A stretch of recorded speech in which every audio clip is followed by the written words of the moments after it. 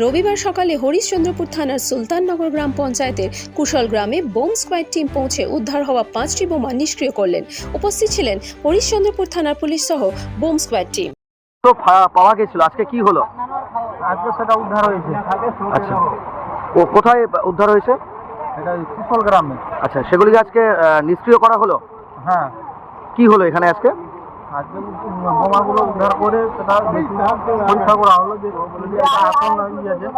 আচ্ছা, বোমার আওয়াজ পেলেন আপনারা? হ্যাঁ, আবার পেলাম। আচ্ছা, সেগুলিকে কি নিষ্ক্রিয় করা হলো? হ্যাঁ, আচ্ছা, কটি বোমা ছিল? পাঁচটা ছিল। কারা আসলো আজকে?